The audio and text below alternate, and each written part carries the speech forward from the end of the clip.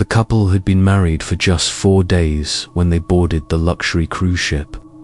Everything about them radiated joy, new love, fresh excitement, the start of something big. They danced every night, laughed loudly during dinners, and were seen taking selfies everywhere from the casino to the top deck. It was the kind of happiness that made other passengers smile just watching them. On the 4th night of the cruise, sometime around 1 a.m., they left a late-night jazz show and headed toward their cabin. A steward passing by remembered them holding hands and joking about getting lost on the way. They stopped in front of the elevator at the end of the hall and pressed the button. The camera in the corridor captured them stepping inside. They were never seen again. What made it even more unsettling was the fact that the elevator didn't malfunction. Technically, it functioned perfectly, doors closed, power stayed on, and no emergency alerts were triggered. But it never arrived on any other floor. Not once. From the moment they entered, the elevator went dark in terms of activity. No calls, no door openings, no stops. It was as if the system had gone into a state of frozen silence while keeping its outer shell active.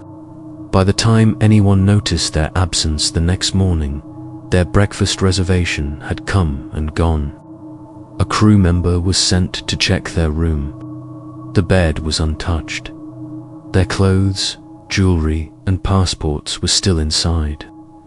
Everything was in place, everything except them. Security went back to the footage, expecting to see them stop at another floor, maybe entering someone else's room or walking onto a deck. But the footage simply showed them walking into the elevator, and nothing after. Maintenance was called to inspect the unit. When the panel was pried open, the interior was clean. There were no drinks spilled, no signs of a struggle, no blood, no torn clothing, just empty space and silence. The maintenance crew were quiet afterward, visibly unsettled. One of them whispered that the air inside felt off, like it was too still, like nothing had been breathing in there for hours.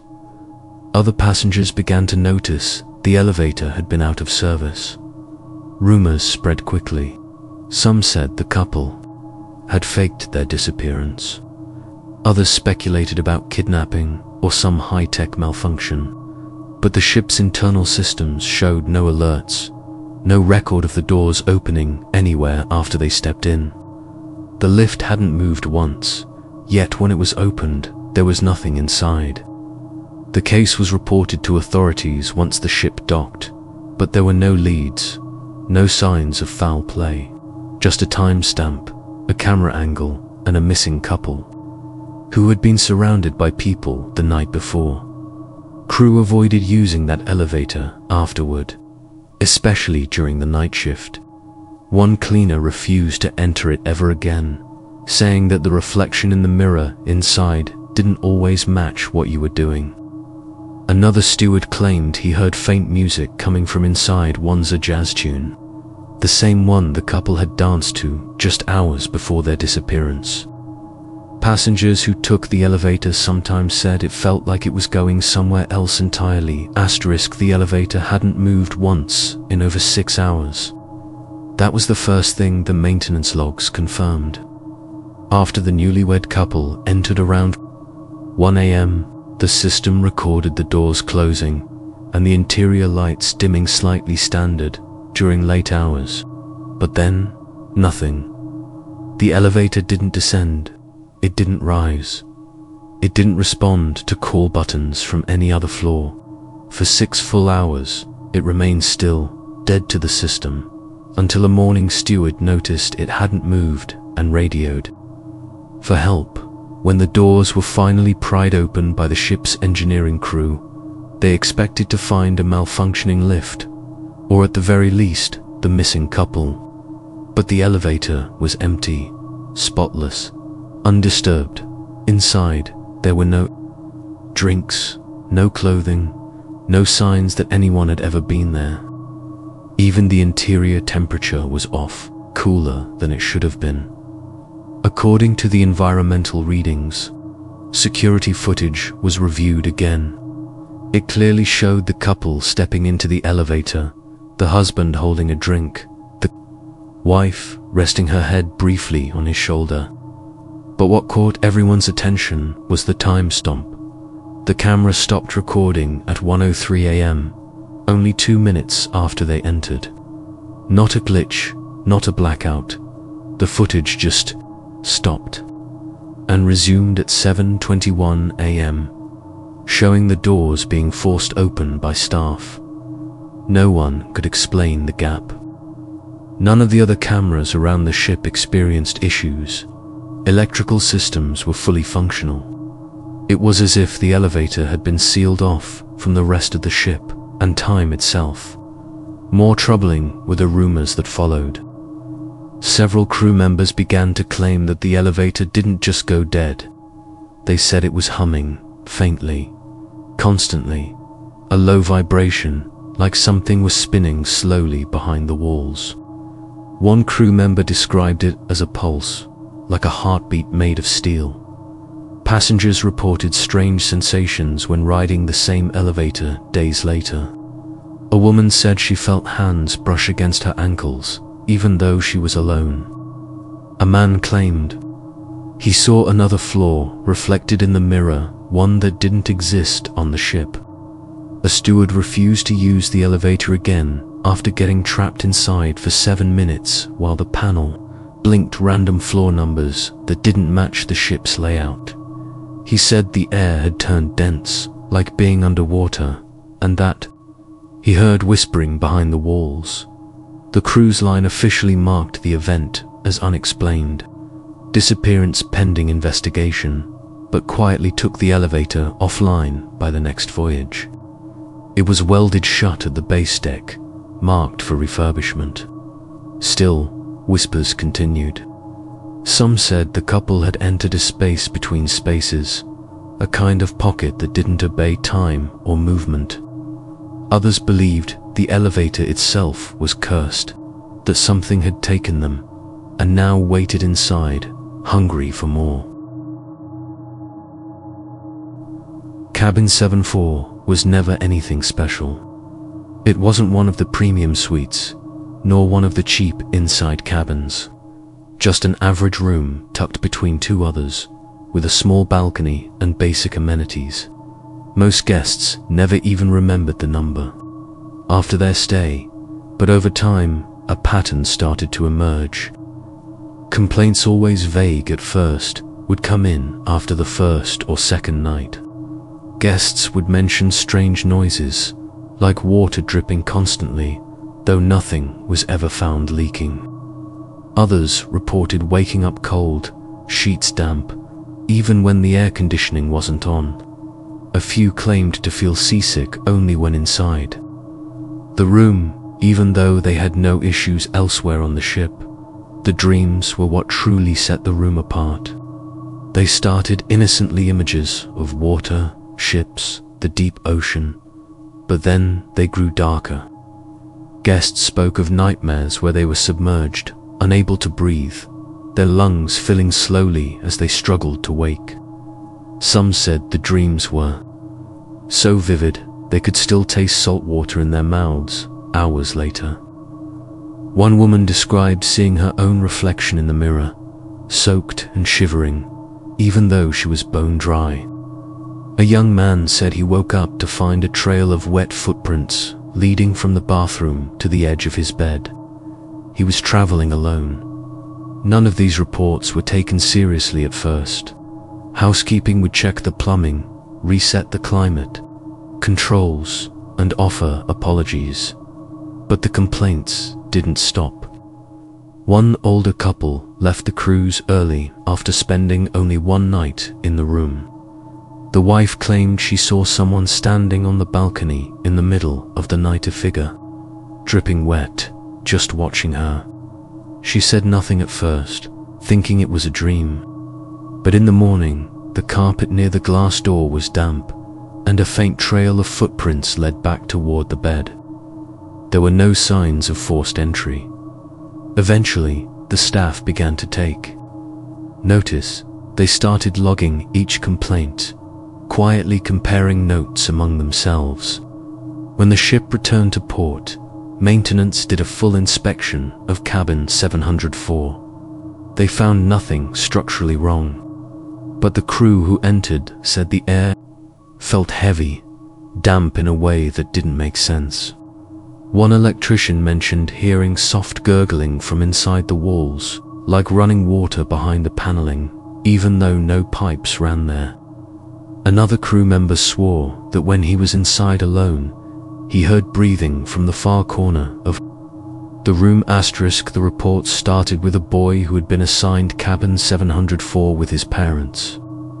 At first, he didn't want to say anything.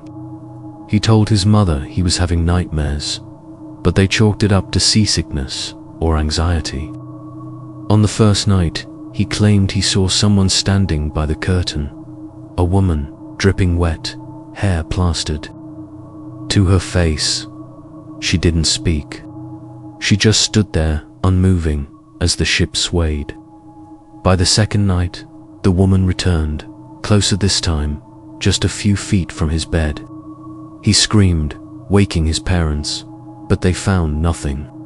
No trace of moisture, no open balcony door. Just the boy, shaking and pale. On the third night, he said she spoke.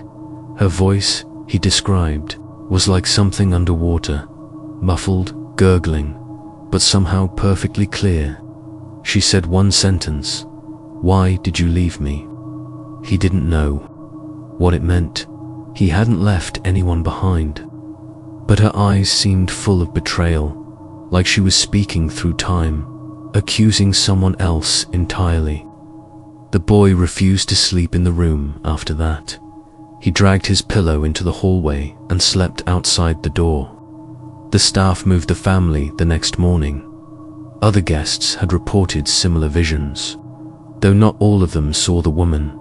Some simply heard her, a dripping sound in the middle of the night, followed by the faint sound of breathing near their ear.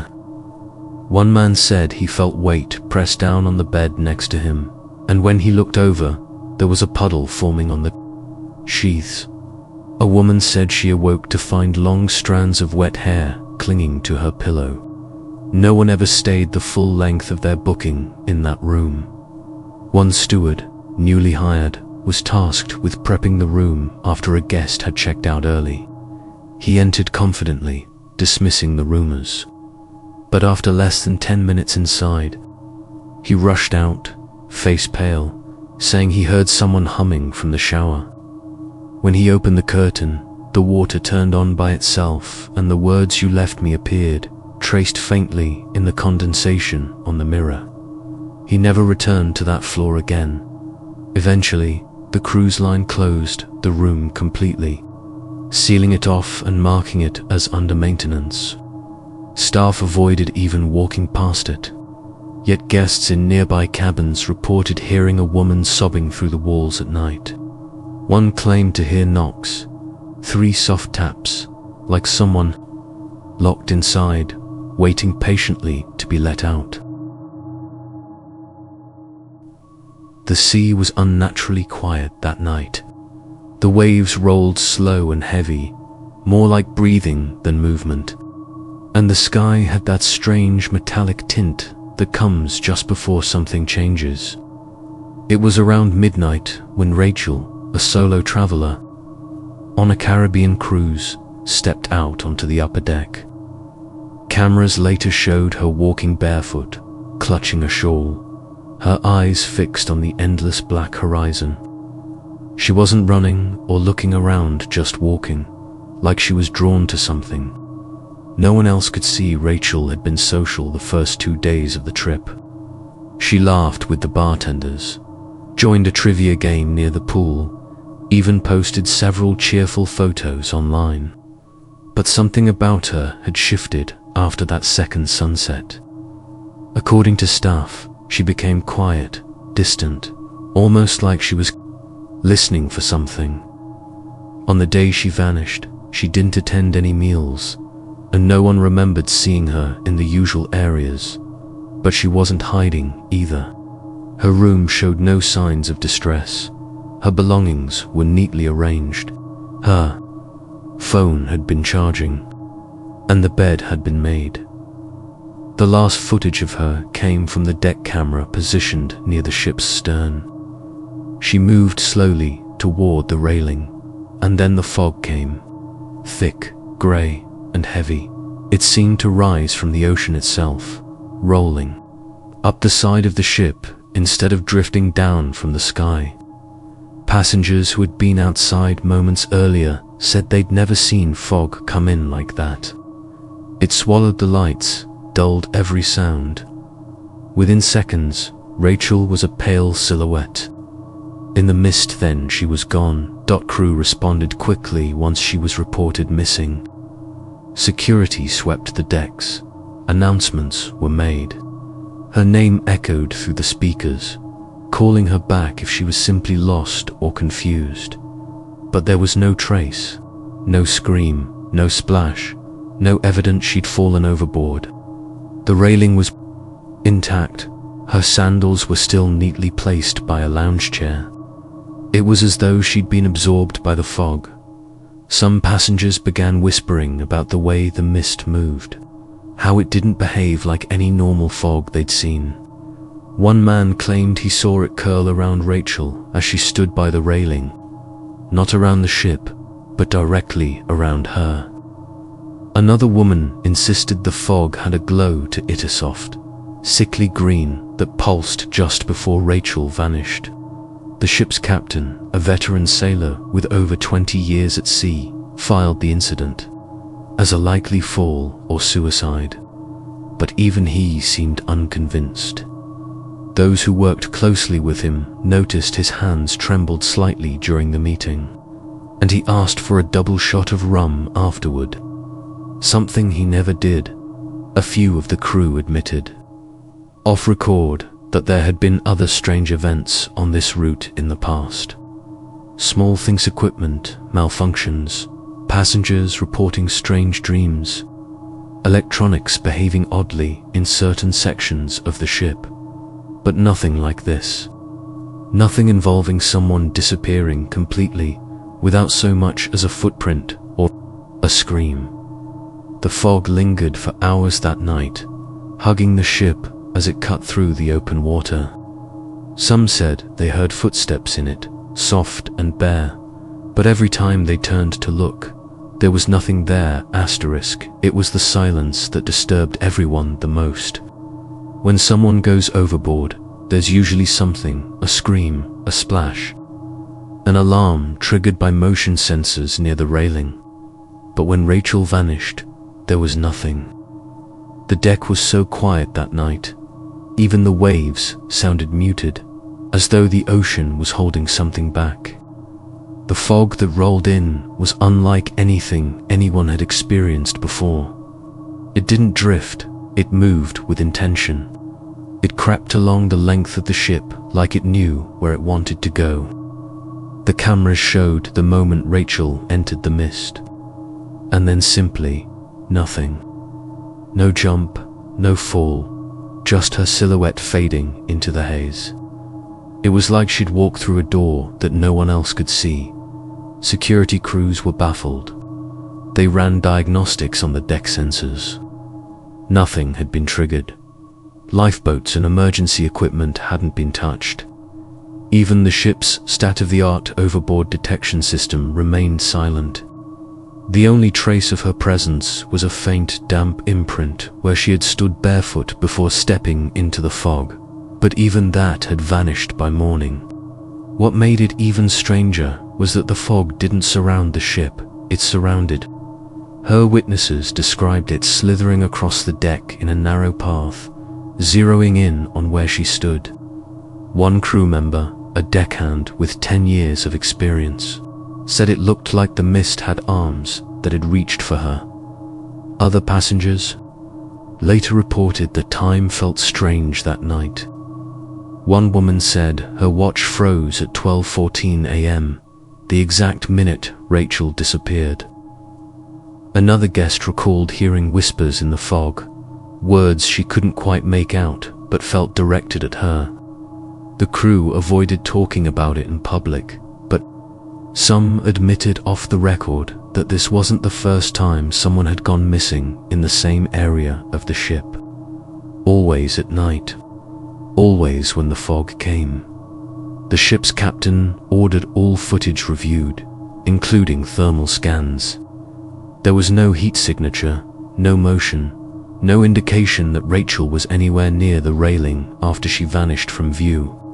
When the fog finally cleared hours later, there was nothing but a slick film of moisture coating the railing and the surrounding deck.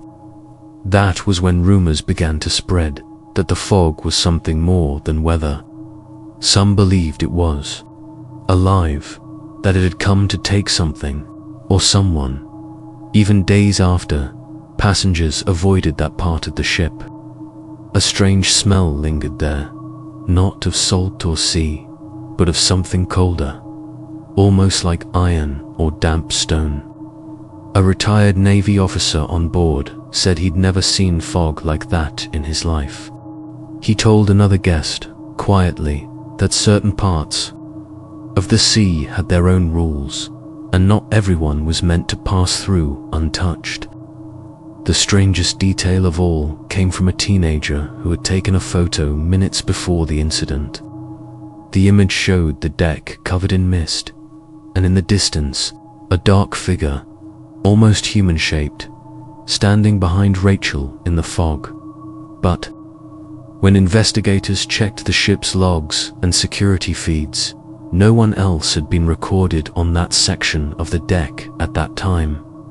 No crew, no passengers, just her and the fog.